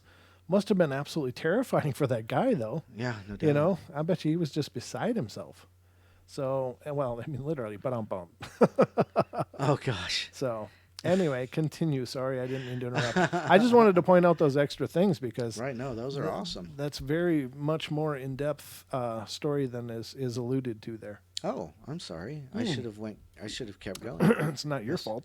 No, because I I thought that was the end of the story with LC and passing the car, but apparently it wasn't. Oh, okay. Because it started with a new header. So it says the vanishing car. It says as they passed, LC could see the driver of the vehicle was a young woman. Next to her was a young child, although LC couldn't be sure if it was a boy or a girl. Each was, however, dressed in complete 1940s clothing. He quickly wondered if they were on their way to some kind of a ball or function. Maybe that explained the pristine condition of the old car and the license plate number of 1940. Something told him that it wasn't the case. His colleague, Charlie, was equally perplexed. Huh. The windows of the car were tightly wound up, so precise details were hard to take in. He could, however, see the look of panic and fear on the woman's face as he wondered if she were lost. Mm-hmm. At this point, the vehicle LC was riding in was moving alongside the 1940s car. He called out to the distraught woman, asking if she was in need of assistance. She replied that she was, although she kept her eyes firmly down and forward on the road. He motioned and called for her to pull over to the side of the road. She didn't appear to understand to begin with. After several seconds, however, she began to pull the car to the road's edge. Charlie moved ahead slightly so that they too could pull to the side of the road in front of them. As he brought the car to a stop, he and Elsie exited their vehicle. To their amazement, the 1940s car that was in their sights only seconds earlier was no longer there. Wow. It simply vanished into thin air. Uh, So, interesting. That is. Wow, it just keeps going on, though, but right. I'm going to go ahead and skip the rest of that. Let's go to here. Did you have something you want to say? No, I'm just. Oh. Secret experiments to blame? Ooh. As intriguing as these apparent differences in collective memories are, collective memories too, yes. If we accept that for 1 minute that the Mandela effect is absolute truth and real, perhaps the more intriguing question would be, why are certain people affected? Why do some people remember the alternative timelines while others' minds apparently reprogram their memories in sympathy to these shifts? Oh, it's a question. While others apparently reprogram their memories in sympathy. Or are the ones affected the minds, or the ones affected the mind, or are the ones affected the minds that are experiencing incorrect realities? Their brains somehow reprogrammed in sympathy with the alternate and temporary reality shifts, and then in turn out of sync with an actual reality. And if so, what makes these minds, essentially electrical signals, susceptible in the first place? Might it be more disturbing than some crazy yet natural phenomena? The dark creation of powers unknown for reasons unequally clear? And if so, how? What would suggest that not only our reality and who shapes it, but also the nature of human experience? Whether fairly, rightly, or even reasonably, many people point an accusing finger to the Cern project. Cern. There you go, ladies and gentlemen. And the Disrupting reality since its inception. 2009. 2009, is that when they started? That was when let me get there. And the Large Hadron Collider. Goodness. Yeah. You To okay? them, it's no coincidence that such feelings of incorrect memories began following the initial experiments in 2009. And furthermore, that is just the experiment we, the public, know about. Ooh, that's true. Further still, are these effects an unfortunate, unforeseen byproduct of such experiments? Or is there a more purposeful, dark, and malevolent agenda behind them? And what would be the ultimate endgame? So there you go. Interesting thoughts Very, yeah. and examples, and quite possibly a finger pointed, Yeah. which happens a lot in our timeline. Right. It does. Yeah, especially our timeline. Just look at politics, ladies and gentlemen. You want to see dysfunction? Wowza. So I hope you guys are enjoying this. I love this discussion. I love this topic because if any topic really demonstrates the fluidity of reality, this is the one more than any other one. Because, I mean, things are folding in on themselves. They go sideways, and weird crap happens that it doesn't make any sense at all. Right. I'm sure there is a reason and a sensibility to it, but it's beyond us to really see what it is. But, again, this is not just where reality broke down for some reason. These are the clues. These are the things that show us what's possible. Right. That we are truly multidimensional beings. I mean, we are. We know we exist in a physical. We are here physically. We exist in an energetic way as well, and of course, energy doesn't have boundaries like our physicality does. And Right. and so, how deep does our energy go? Where does it connect to everything else? Well, it's got to be through many dimensional layers of some kind. So, Something, yeah. yeah, I mean, I think that we are, and so it doesn't surprise me that our awareness would sometimes catch glimpses of these other dimensional realities. Mm-hmm. It doesn't surprise me at all because I believe we are multidimensional beings. We just don't know it because we're stuck in illusion. We're stuck in this state of absolute fabrication, and it's a fabrication of our own making. Now, I know this may fly in the face of a lot of people that believe that we're trapped in this construct, but I think that the way that we're trapped in this construct is because we believe the lie that we're trapped in this construct. Mm-hmm. And by believing that lie, we become trapped in this construct. And so if you want to get out of the matrix, if you want to free yourself from the matrix, I think it's not much more profound than giving yourself that permission. But it can't be just like, oh, I give myself permission, I'm going to wake up now. It's got to be a process Right. of awakening. You have to become aware of your multidimensional self in order to become aware of the other reality that's much bigger than this construct of illusion. It's Right. an illusion. This is all illusion. And so I think that's the key. Now, I can sit here and say that, but I don't ever mean to imply that I've got it all sorted out, that I'm, that I've got this all figured out.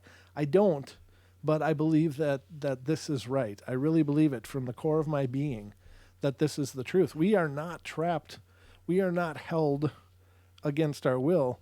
We have been deceived. We are being lied to. Mm-hmm. And it's when we wake up to that lie that we become empowered.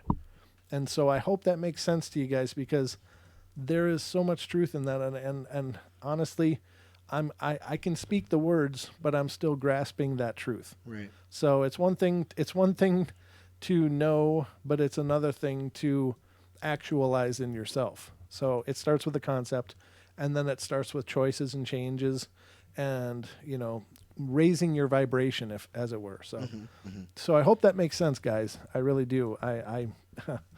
We are awake. I don't know if we are, Jess. I think that we have the possibility to be awake. I think that we have moments of being awakened, but this world is seductive. It keeps drawing us back. I Right. mean, you can be this really wise person 1 minute and get pissed off because your football team lost, or Right. something like that, Right. or you had a bad day at work and it's like, oh, screw this, and so we get sucked back into our own illusions, Right. and we have to be empowered all the time. And when you are, then of course the illusions lose their hold. So I hope that makes sense. But I don't know. Drone is awake. He's awake, all right, because he's typing. Dezombified asked a question earlier about Sure. possible effects of solar farms. Let me get there real quick. Gosh. Oh, where is it? While you're looking, I'm just going to say a special thank you to everybody who's been writing in your emails.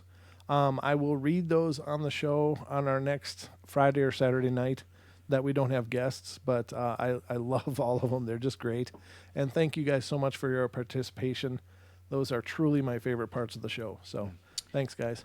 So, Dezombified, yes, I agree, absolutely. And that was the premise you built this show on. Yes, it was. Was the Listener-driven show. Yeah, absolutely. Yep. Speaking of, Dezombified says, does anybody know if solar farms could cause hauntings or paranormal activity? Okay, can I go for wager it, yeah. this? In the sense that solar farms themselves probably, well, they can, because they're creating an electromagnetic flux if they are creating energy. Mm-hmm. So there's an electromagnetic field that's generated from a solar farm, just like there is from any other generator. And so anywhere you have EM fields that are outside of the norm, yeah, it could generate the feelings of hauntings, or it could generate an actual haunting if indeed spirits do feed on that EM field, Right. or whatever, and they get energized from it, because we often hear stories of draining batteries Right. and things like that, where they're getting energy to do something, or to manifest, or to sustain themselves. So my opinion would be, sure, absolutely, makes sense to me. Teresa de la Vega says the batteries give off low vibrational frequencies, hence dirty electricity. So most likely also kills birds. Yeah, and that's something we've come across too. So it's actually Very cool, Teresa. Thank a you. non physical thing affecting physical beings. So I agree. I think you change the vibration or the frequency. And I think, yeah, because we know, okay, well, years ago when I was into the rave scene, I would know lots of people who would get sick because of the bass. So it's the vibration in the air causing these issues, and they can't be around it. Yeah. And it sucked going out with one of my roommates because we could never go to a rave, so I could never go because I love it.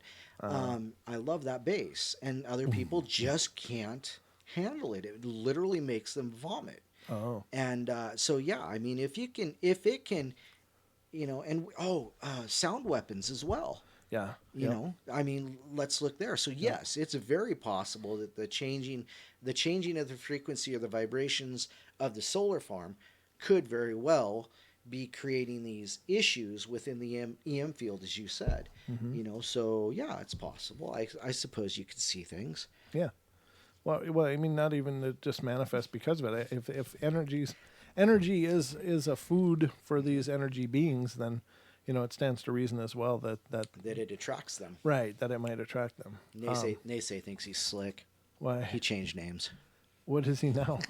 He's Cannabis Res Solutions now. Oh yeah, he's always been Cannabis Res Yeah, but Solutions. he was in his Megaphone Man earlier. Oh, okay. Yeah. He's switching. Nice. No, he said he had some batteries go dead, so I think he had to okay. switch. Oh, I thought that was Hacker that said that, but okay. No, I think because he was talking about having funeral services for his dead battery. Oh no. Poor guy. We're going to remember that battery. Send him to the solar farms. Yeah. No, but great question. Thank you for asking that yeah. question. Well, and the reason he asked is because I guess stuff moving by itself, kids being touched, or the feeling of kids being touched, the kids reporting these. So yeah, I mean, right. That's kind of scary though. No, there may be crystal things that you could set up that may help balance that. But you'd have to talk to somebody that's really cued in on crystals. I'm not. I have very little awareness of crystals, other than I think they're cool. Well, Dee has offered her services, and has also mentioned Ian. So, great, definitely, Sean's, yeah. or Sean, yes. Yeah. So yeah, definitely check that out. So yeah, I mean, there's a lot of there's a lot of resources right there in the chat. So yeah, talk to them. Absolutely, very cool. Yeah. All right. So, did you have more that you want to read, or are you ready for me to read some more? Please go ahead. Have some more, and then I've got maybe a little on deja vu. Deja vu? Deja vu? All she right. is? It's a nice view. Sorry. I don't even know what that means. But I hate to see you leave. I'd love to watch you go. ooh, Don. Getting all sassy up in here. Shush. Let's see, that one I read. I used to walk my path, the park tree is there. When I was working at Berkeley, I ordered a smoothie at a smoothie shack, and the guy looked at me and said, I already filled that order for you about 10 minutes ago. You want another? That's the whole story. It's like, Sure, because I don't remember how it tastes. yeah. Yeah. Wow, I was so thirsty I forgot I drank that other one. But the next one is, there are numerous posts on various forums about people remembering celebrities dying who aren't dead, including Billy Graham. I think he is now, though, He right? is now. Yeah, he actually is now. Dolly Parton, Putin's wife, and many more. However, it's always possible that this is manipulation by the media. If they can't get us to doubt our senses, if they can get us to doubt our senses, then they can control our minds. Well, there is that. There is that. Now, I think even with the Mandela effect got its name because, of course, people remember Nelson Mandela dying in the 90s. 80s, was it? Okay. And apparently he didn't die until the 90s. Was that right? Oh, yeah. Am I right now? Yes. Okay. All right. See, I have all kinds of different effects. I think it was late 90s, yes. Okay. So, but I think people have actually found clippings of announcing the funeral back in the 80s. I've seen that online. Now, is it a fabrication? I don't know. I have no reference for it other than Right. the fact that I've seen people posting things such as, well, here is what I saw, and this is why I thought he died before. And so is that some shrapnel from their other timeline or whatever? I don't know. Okay, so next one. Driving down my street, I saw a woman walking along the side of the road. Oh, sorry.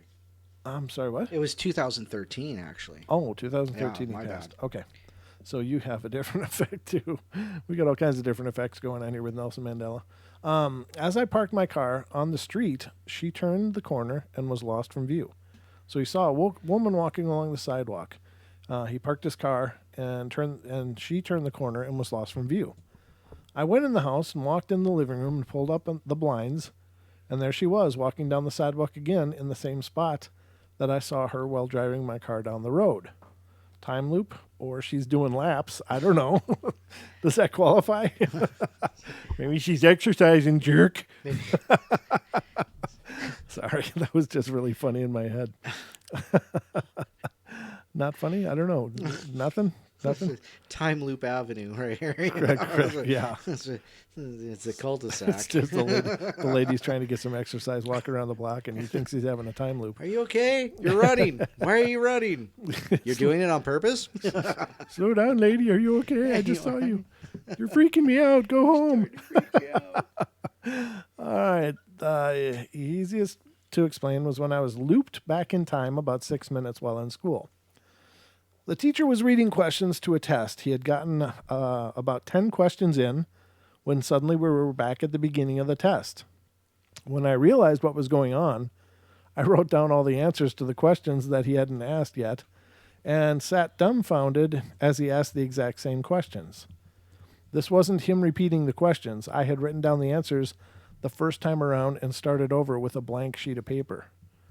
Then there's my family issues. How many siblings my mother has depends on which timeline I'm in, but that's too complicated for my brain to deal with. That's different. Okay, this is a crazy experience. This white car drove past me. Older gentleman waving and smiling. About a half a block away, the car did a full 360-degree turnaround without the wheels moving or reversing, forwarding, or anything. Just turned around in place like it was on ice, middle of the summer, and he drove past me slowly, again waving and then disappearing up the road. That is kind of creepy. Oh, that's somebody screwing with you, dude. Another incident. A lady in a gold SUV with a dent in the rear passenger door got into her vehicle and put her infant on that side. And I was thinking how I wouldn't want to put a child on the side with the damaged door. And after she pulled off, another gold SUV pulled right into the same spot and had a dent on the same door. I had to look twice. Next one. I worked a job where I could listen to the Art Bell show every shift. Yay. That's a good job. Yep. So I'm listening to the start of the show, and it was like, oh crap, a repeat and a crappy one. And I remembered it fairly clearly, the guest and all. So as I'm listening, it turns out it's a live show. Absolutely, the whole 4-hour show. I remembered it as it went along. But I had totally heard it before. Ooh, that's cool. Remember the scene in The Matrix where the same cat walks by twice? Deja vu. I saw the same thing happen to one of my neighbors. I was walking down the staircase, and I saw him walking on the ground, and moments later, he teleported back and walked the same path again.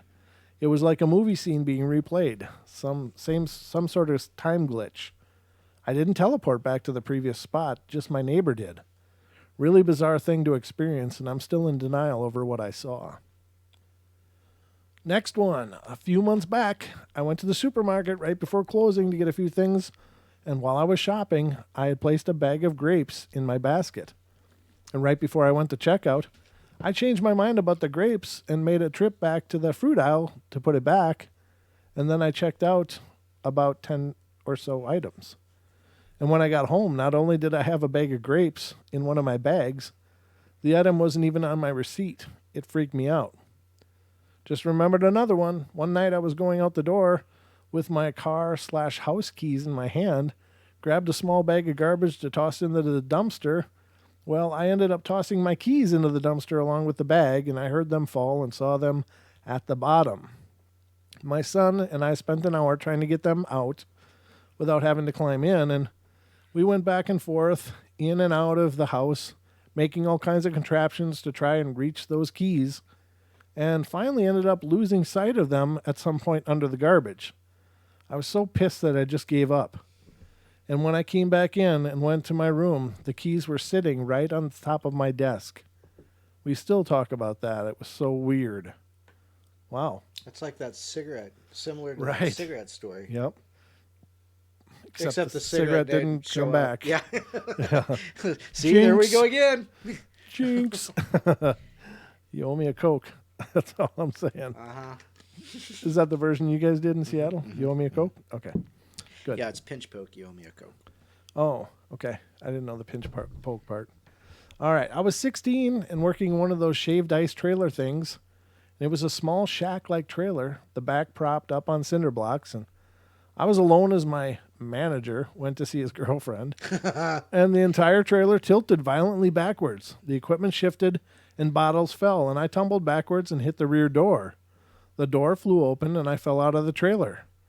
I landed on the ground and looked up thinking I was about to be crushed. The trailer was fine. Not off the cinder blocks like I had thought. Nothing wrong at all. I went back inside on shaking legs and everything was normal. No broken bottles, no shifted equipment, nothing wrong or out of place. Weirdest thing that's ever happened to me. Well, somebody jumped off that seesaw. Yeah, apparently. It's like, Wow. I'm going to go see my girlfriend. Yeah. Peace. Boom. Peace out. No, I mean, apparently it didn't tip at all in his... It All only did in his experience. right. But the reality changed. Very cool. It's a weight off his shoulders. Yeah, right. That'd be a mess. Maybe it was because the manager was there. Yeah. I was like, go, please. Yeah. No kidding. I know people at work tell me that. Ooh.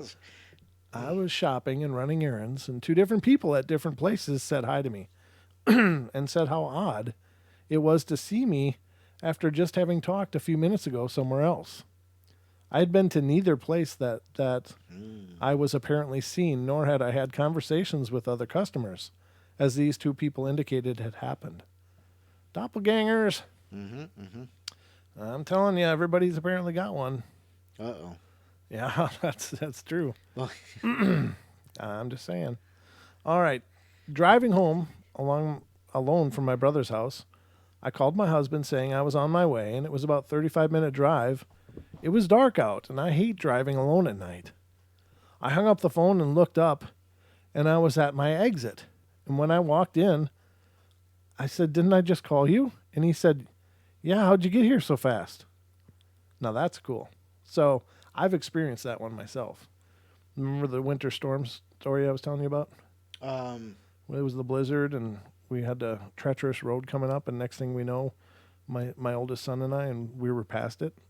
Oh yeah, Yeah. yeah, I remember that. So yeah. that's kind of the same thing. It doesn't sound like it was a dangerous thing for this person, but very cool. Nonetheless, I know what that feels like. And honest to God, ladies and gentlemen, it happened to me. I was driving home in a blizzard with my oldest son, and it was horrible roads. There was like at least a foot of snow on the ground. I just had a 2-wheel drive car, front wheel drive, and was driving, and we were going maybe 30 miles an hour tops, and you couldn't see anything. It was like you could see about 5 feet in front of the hood of the car. I was familiar with this road, driven it hundreds of times, but I knew there was a real treacherous curve coming, going down into a valley with rocky ravines on both sides of the road. And I was like, my God, if we start sliding or if I miss this, I can't see what's going on. But we got to get home. We're stuck out here. It was late, country road, no traffic, so I didn't expect any. If we stopped, somebody would come rescue us. We'd be stuck. So I kept driving, and we were coming up to that part. I knew we were coming up to that part because there's a valley before it, and we were coming down to that valley. And I'm like, okay, we got to be really careful coming up. This is the bad part, and we got to be really, really careful. This is going to be really dangerous. And the next thing I know, I saw the road sign, the sign for the city that was 2 miles after that ravine. It was just not, we didn't experience it. We skipped that part. And I'm here to tell you, I didn't feel anything. It was not like, wow, I felt really weird and suddenly we were past it. There was no indication that anything had changed. Did you become uncomfortable in your seat and have to rock side to side, wondering what that pain was? Sorry. No, I don't recall that at all. But I mean, it was just really cool. And The aliens did it right. And yeah, they were careful. But Be gentle. back to the story. I don't recall anything happening. I don't recall anything different. Just suddenly we were past it. And very cool story. My son noticed it as well. He's like, Dad, what's going on? This isn't right. And I said, I know, but I'm really glad. No doubt. So it was a 2-mile stretch. You said It was the ravine, and then like 2 more miles, and then we'd be at the city limits of the small village that would be when the roads were pretty much But straight. you missed that sign. You had already passed that sign by the time you realized where you were. We saw the sign, and we Oh. shouldn't have seen that sign for at least 2.5 more miles. Gotcha. Yeah, so it was just suddenly there. Wow. It was like, oh, thank God. So he noticed it, I noticed it, but neither of us experienced any change. It was Right. just like suddenly that part of the road didn't exist, and that was awesome. So No doubt. very cool, but real true story. Does your shirt glow in the dark? Yeah, it does. Why? I thought, well, because I can see it glowing Yeah. from this angle. Let's see. You can? So yeah. Oh yeah, it's a new Superman shirt, ladies and gentlemen, sporting the big S. Yep, I said S, not Satan shirt. no Superman, dude. Superman, not Satan. Mixelplick. Yeah, no, Bizarro. no, it's a Superman shirt, and it has glow in the dark ink apparently. Yeah, So it does. yeah, oh that's cool. You can see it, huh? All right, He's got a glow about him. it's just my light. This So- light of his. Once I saw the dog of my cousin disappear in front of my eyes. I watched him. He was playing with other dogs. It was my cousin's garden, then it simply dematerialized. It vanished into thin air. The other dogs were even trying to look for him, sniffing his scent. Me and my cousin were pale and almost passed out from the shock. From that day, I am 100% sure we live in a matrix, and I know such glitches happen all the time.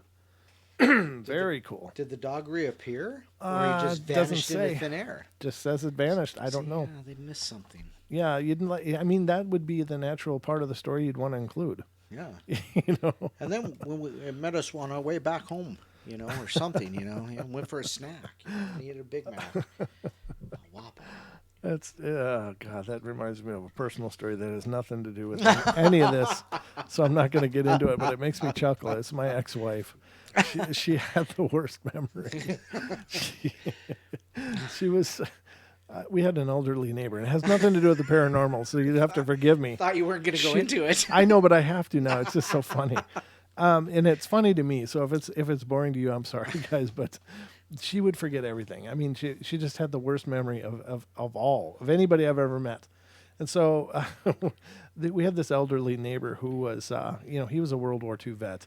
Nice old guy. His name was Roger, and I would always sit in the backyard on my side of the hedge talking to him, and he'd be on his side of the hedge, and we got along fantastically. And he was telling me the story about how he had had like some really bad coronary problems and died like 8 times on the operating table. Wow. Told me stories about seeing, heaven and Jesus and all that stuff. Really cool. I mean, it was really, really amazing. And I came in and told my wife about it at the time, and I was like, yeah, he died. And then he came back, and she's like, wow. And she was really amazed by the story. So then my mom stops over, and we're just talking about stuff, and my ex-wife goes to my mom and goes, yeah, I just heard that the neighbor died. Oh, God. And I was like, and then what? And she goes, oh, yeah, he came back to life. I always forget that part. It's like, that's the most important part. Yeah, he's just laying out there talking, died, and that was pretty much it, Oh, goodness. I hope she doesn't listen to the show. But it was just, I mean, it was really, honestly, it was really adorable. But it was just, it was one of those things like, how do you forget that part? Because that's kind of important. So it's like this guy not saying, if the dog came back, it's kind of important. So, Yeah, exactly. oh, wow. Goodness. That's amazing. So let's see what's next. How we doing on time? We got it's time. Oh, well, yeah, I got to call it. Yeah, it's time. Wow. All right, guys. Well, I hope you've enjoyed our journey through time. I know what's next. We took 2 of your hours and made them into about 5 minutes. Yes. For me. For me too. And I thank you for giving us 2 of your hours and spending that time with us. And thank you. Please subscribe to the channel. Please spread the word. Let other people that love the paranormal, let them know about the Paranormal Portal. Keep spreading the word. Absolutely. And please like this stream, if you would, please, before you go. It really helps the YouTube rankings for promoting our videos, and I would really appreciate it. So, absolutely. Don, anything in closing? Yes, I know what's next. Tomorrow is Valentine's Day. Happy Valentine's Day from us to you. Yeah, we do love you guys. Yes, we do. I probably will be back. I will probably be doing a show tomorrow night. So do a bedtime stories for you guys. It'd be a romantic. I couldn't have a romantic holiday without you. It is my love. That was kind of a Dracula thing. Have you seen Transylvania 3, Hotel Transylvania 3? No, I've not seen 1, 2 either.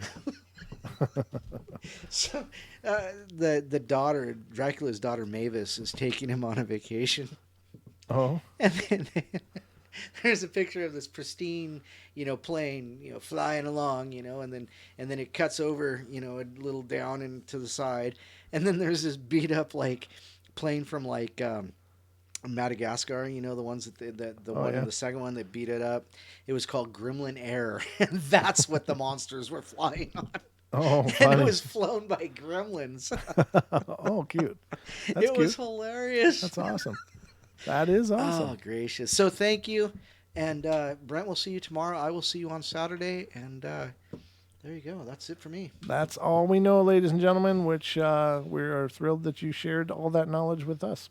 Us sharing our knowledge with you. I don't know how the hell to close that, but we love you guys. Be good, be kind, be nice. Take care of each other and help each other out. And happy Valentine's Day for any of you that aren't able to tune in tomorrow night. Just know we do love you. I mean, you guys are our family. So You're our hearts and our souls. all right, guys. Good night. Night.